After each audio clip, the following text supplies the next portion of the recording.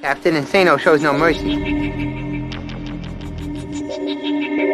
Straight cash, homie.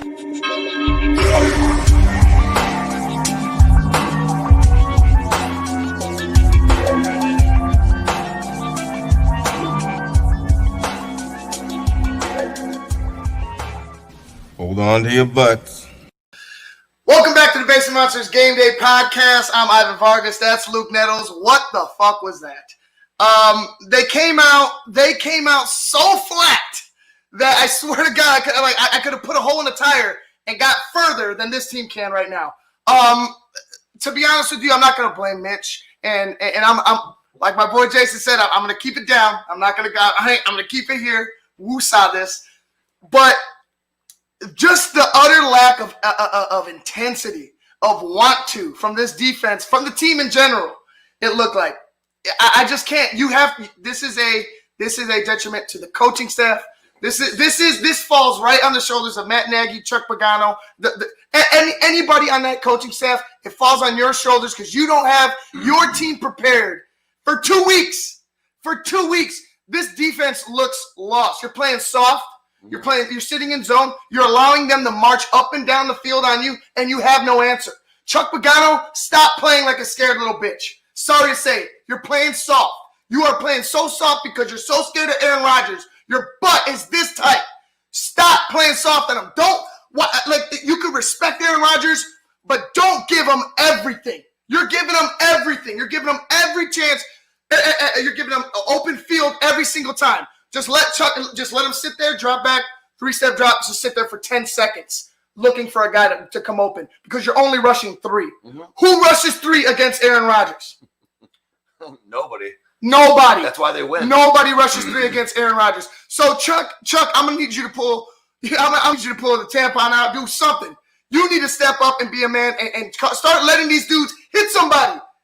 Send blitzes. You have at all costs, bro. This is an at-all-cost game, and they're not playing like that. They're not at all. Right now, we're going to go ahead and bring in my guy. Like I mentioned him before, he told me to keep it down. I'm going to try to keep it down. But just watching this is an embarrassment. I thought the Vikings game was an embarrassment, Luke. This is even worse. Right now, we're going to bring in our guy. He is one half of the tandem from What's Up Cuz that's on Mondays from 6 to 8 o'clock.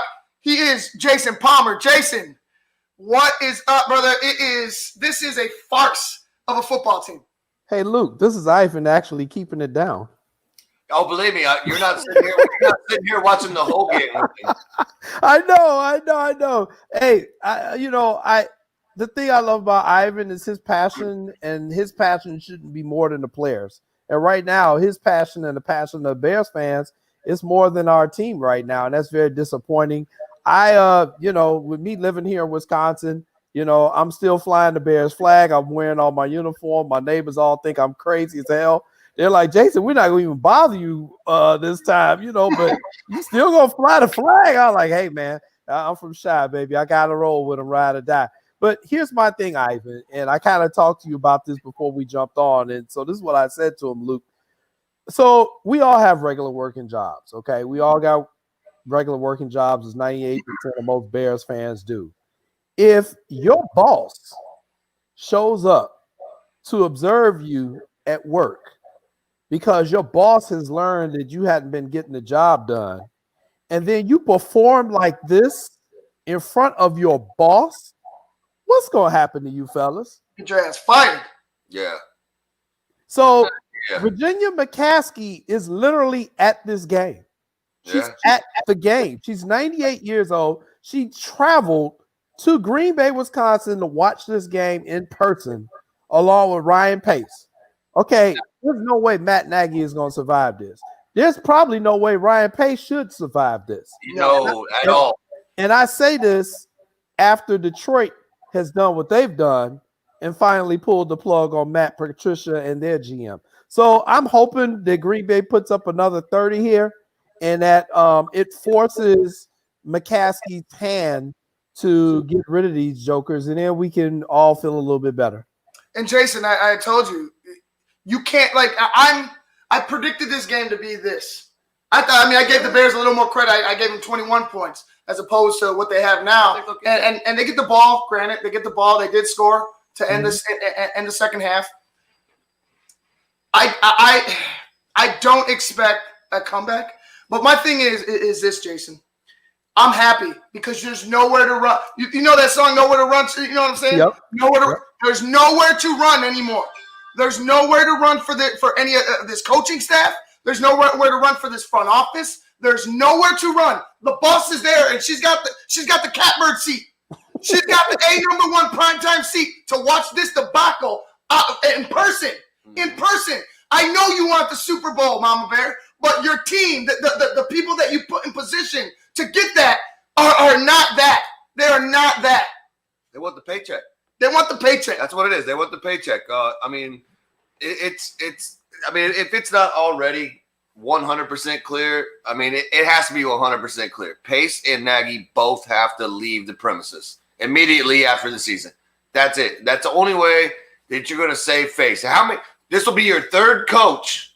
Well, I'm sorry. You had a defensive coordinator, Fangio. Then you got Nagy. And if those two are both gone, you have to bring in somebody that can bring, keep that defense together and rally those guys. Plus, you have to have a guy that has some kind of football knowledge. Get him a coordinator. I'm not a big fan of the coach coordinator thing. It's like, why do you have an offensive coordinator if you're calling plays? Why is he there? He's stealing a paycheck. Well, yeah, but you also know that Nagy, he's also, as much as they want to say Lazer's calling plays, during the weeks leading up to, Nagy is that egotistical that he just cannot stay out of that room. He has to call me like, well, Bill, what do you think about this one? You know what I mean? Like, he wants to get his plays. He's micromanages, and Jason, I know you see this because there's times where you're like, oh, that was a good play. Like, oh, yeah. wow, this set of plays was pretty solid. And then all of a sudden, that looked like Matt Nagy. Or it goes 180. Yeah, it goes 180 completely, and you're like, that's Matt Nagy. So you could still see Matt Nagy's fingerprints, even in a Bill Lazor run offense. Well, you know what, guys? I will give them some credit on this. David Montgomery has popped off a couple of really, really nice runs, and he actually had holes to run through. I mean, we haven't seen that all year. So, they have been able to get the Montgomery going a little bit. That's a positive. I think Allen Robinson has been targeted. He's had some good chances. Still too many drop balls by the receiving core, though. Still too many. I mean, let's be honest. Let's be honest. The drop ball by our #1 draft pick tight end was actually a damn touchdown if he catches the ball. If he can't do him, I mean, I'll give A-Rob, I'll give him some slack, but you know what? No, I won't, because he's been losing those jump ball battles all season long.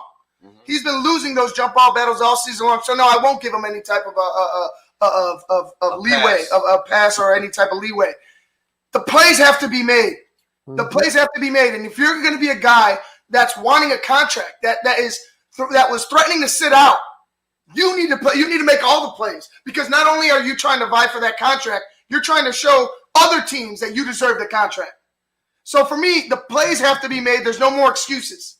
I can't make them. And right now, I don't blame Mitch. I don't blame Mitch at all. No. I blame Chuck for playing soft-ass defense, and I blame Matt Nagy for going ahead and pulling Mitch when he did.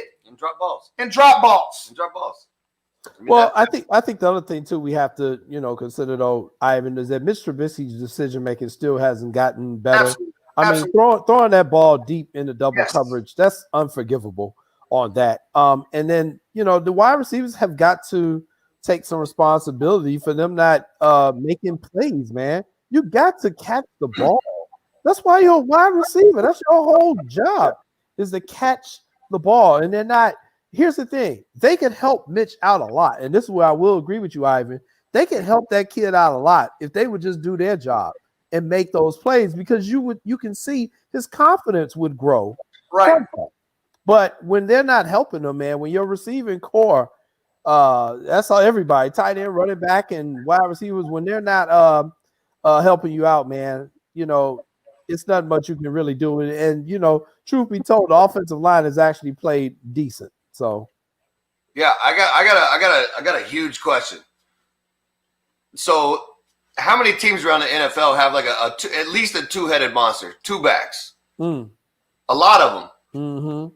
The Bears two-back is Montgomery and Cordell Patterson. Why is Pierce not getting in here? I don't care about Nall, but Pierce is showing flashes. Hold on. Every time Montgomery's back there, you pretty much know Montgomery's going to get the ball. If you line both of them up in the backfield, and you at least give a look of, hey, guess what? We might not run it. We might do something. We might go outside or we might go inside. You're confusing the defense. You're getting people out of position, and you're catching guard or whoever, a tackle or whoever. Maybe somebody jumps to the outside and he cuts it in. But you gotta show something different. You can't just have Montgomery back there or just have Cordell Patterson back there. You have to show some kind of like you have to bring somebody in to go ahead and take up. You want him to go ahead and bring a linebacker down. If you go ahead and bring if you bring a Montgomery here, he could be your blocking back. Artavius Pierce hit the flat. He's going to take a linebacker. Yep. And then you can have a David Montgomery or leak out and come across the middle of the field. And or the tight end, you could drag him across. There's so many things you could do with those two running backs. Yeah. And I think you're spot on, because I think Artavius Pierce showed burst. He did that game against Minnesota, but he only got 2 tries. Right. 2 tries, showed burst, but only gets 2 opportunities. And you know what? It kills me, because we just saw Riley Ridley get out there again. And you know what pisses me off? We heard about Riley Ridley coming in. Jason, I know you know this. We heard about how good of a route runner he is, how good of a kid he is, how good of everything. He was polished. And I'm like, oh, wow, we might have got a gem. He had the balls to step up to this coaching staff and dispute something he didn't like. And they didn't like that. And what did they do? They banished him. They banished him until somebody went ahead and lost their position in order for him to go ahead and get a spot. That is just it's a travesty in itself. You don't want your playmakers out on the football field. Yeah. You don't want the guys that you spoke highly of out on the football field. It blows my mind. Mm-hmm. Well, we'll see what they do in the second half, fellas. They just kicked it off. Yeah. All right, Jason, we're gonna let you go, man. Thank you for jumping on. No problem. If you want to come on later, I think Sean might be coming on. I gotta hit him up. Let me know. You're always welcome, brother. We'll do. Bye-bye. All right, Jason. Bye-bye. Guys, that was Jason Palmer from What's Up Cuz on Mondays from 6 to 8 on Sports Zone Chicago. And you know what? Let's sit back. Look, I don't have to sit back. Maybe you do. Look. We're gonna sit back here. We're gonna go ahead and see. We're gonna go ahead and see what they adjust with. And I put those in quotes because I don't think they're gonna adjust shit in the second half. All right, guys. This has been the Basement Monsters podcast. Halftime. Packers are up 27-10 over the Chicago Bears. And the Bears just got the opening kickoff there on the 25. It is a play-action pass that is caught by Darnell Mooney, and it's a good start for the Bears, but we'll see if that continues. All right, we're going to get out of here, guys. This has been the Basement Monsters podcast on Sports Zone Chicago. Check us out in the post.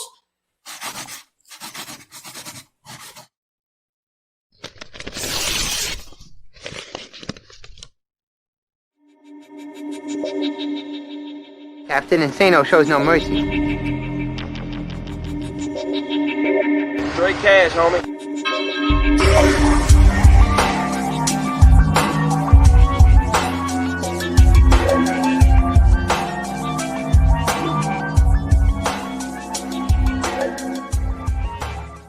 Hold on to your butts.